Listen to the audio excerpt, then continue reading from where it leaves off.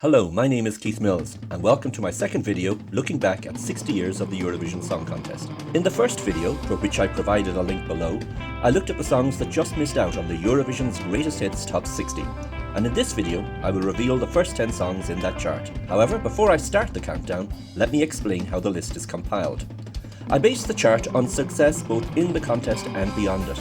There are 100 points available to each song in total.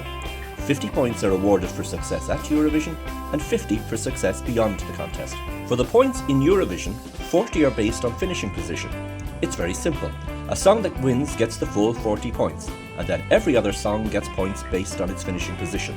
So for example, a song that finishes 10th in a 19-song contest gets half the 40 points, and it will be the same for a song that finishes 13th in a 25-song contest. Any song that finishes last in the contest or fails to qualify from the semi-finals gets 0 out of 40. The other 10 points are available for the proportional available points which a song gets in the contest. So for example, if a song gets 12 points from every other country, then it gets the full 10 points. If a song gets an average of 6 points from every country, that's half of the maximum 12 points, so it gets 5 points out of 10. So to get the full 50 points for Eurovision, you need to win the contest and get the maximum number of points from every other country, and no song has quite achieved that. Away from Eurovision, there are two sections. One with 10 points is based on YouTube views. For every decade, the song with the most YouTube views, based on the top 3 videos for the song, gets 10 points. The song with the second highest number of views gets 9.5 points, and so on down to the 20th most watched video in each decade, which gets 0.5 points. There are 40 points available based on success in the national charts.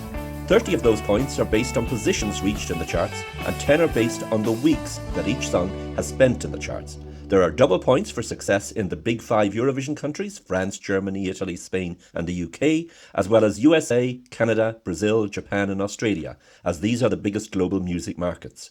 Where countries don't have sales charts, recognised radio airplay charts are used.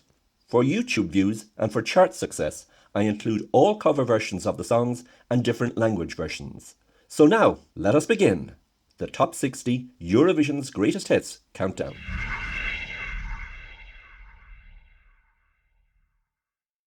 Främling or Stranger, sung by 16-year-old Carola Häggkvist, won the 1983 Melody Festival with maximum points, going on to be a top 5 hit in Sweden. At Eurovision, Carola was the pre-contest favourite, but in a close competition she finished third to Luxembourg. After recording versions in English, German and Dutch, Främling became an international hit, going top 10 in the Netherlands and Belgium and topping the Norwegian chart. Främling has clocked up over 1.5 million YouTube views, and Carola returned to Eurovision in 1991, winning in Rome.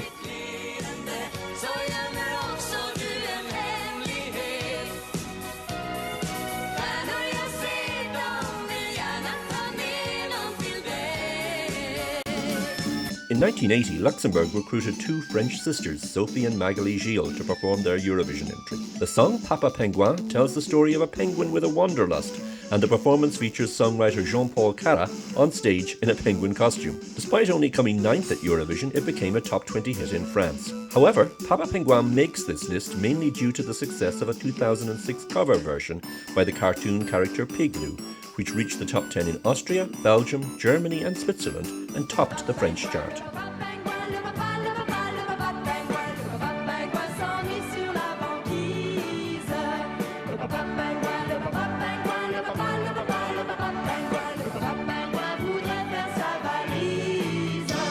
In 1988, Canadian Céline Dion won the Swiss Eurovision selection and the right to sing the Partez in Dublin. In one of the most exciting contests ever, Céline beat the UK's Scott Fitzgerald by just 1 point, giving the Swiss their second Eurovision victory.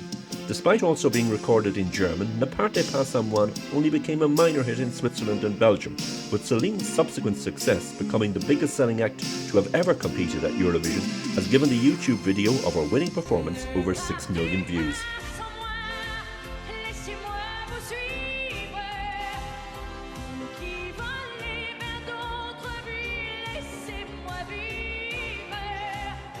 Norway once had the worst Eurovision record, finishing last on a record-breaking 6 occasions before things changed in 1985. The Bobbysocks duo of Hanneke and Elisabeth Andreasen raced to victory in Gothenburg. The rock and roll flavoured Laat Swinge, recorded in English as Let It Swing, went to number 1 in Norway and Belgium, and also reached the top 20 in Austria, Denmark, Ireland, the Netherlands and Sweden. Bobbysocks went their separate ways in 1988, but both Hannah and Elisabeth represented Norway at Eurovision in later years.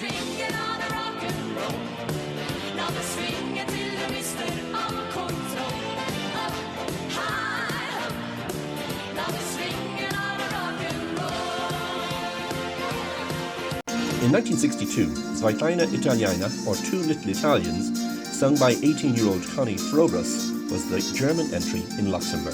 On the night, it finished 6th, but it went on to become one of the biggest European hits of the year. The song tells the story of two Italian immigrants dreaming of their native Naples, and was recorded in English, Italian, and Dutch as well as German.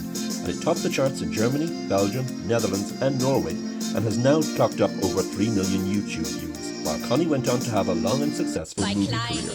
Italiener vergessen die Heimat nie, Palmen und die Mädchen am Strande von Napoli. Zwei kleine Italiener, die sehen es ein.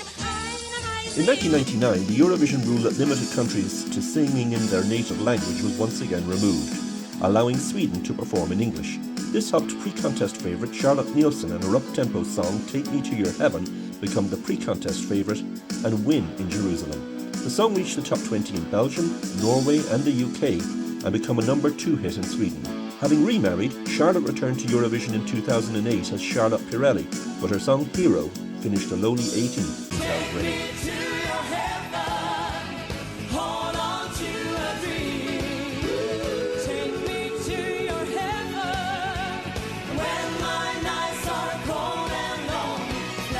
Australian-born Gina represented the United Kingdom in the 1996 Eurovision Song Contest, staged in Oslo. Ooh Ah Just a Little Bit was the favourite to win, but after a rather lacklustre live performance, the UK trailed in a distant 8th behind Ireland. Nevertheless, the song topped the British charts as well as reaching the top 10 in Australia, Belgium, Finland, Ireland, Norway and Sweden, and also reached number 12 in the USA. Gina had other minor hits but missed out on an attempted Eurovision comeback in 2005, losing out in the UK's election. Just a little bit, ooh, a little bit more, ooh, just a little bit, you know what I'm looking for, ooh, just a little bit, ooh, a little bit more, ooh, just a little bit, I give you love you can't ignore. In 2015, Italian Eurovision entry Grande Amore, Big Love, sung by Il Volo, won the San Remo Festival before going to Vienna. The song won a place in the Eurovision record book as the first song to win the public televote, but not the overall contest, losing out to Sweden after finishing only 6th with juries. As well as topping the Italian charts, Grande Amore also reached the top 20 in Austria and Switzerland and has already clocked up over 50 million YouTube views.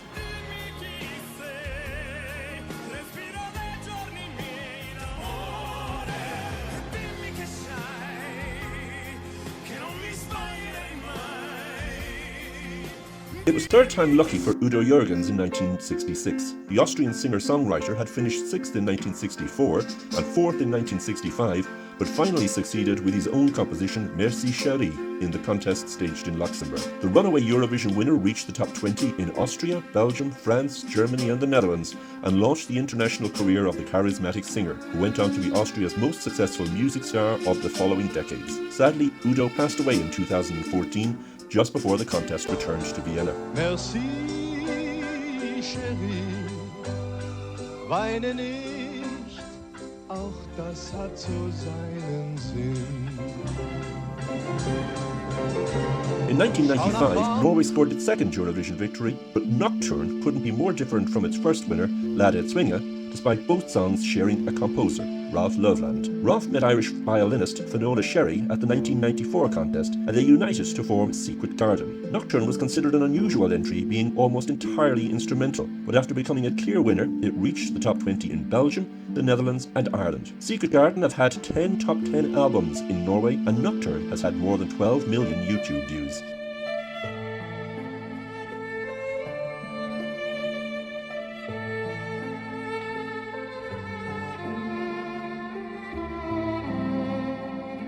That's positions 60 to 51 on Eurovision's greatest hits. Join me the next time for the next 10 songs on the list.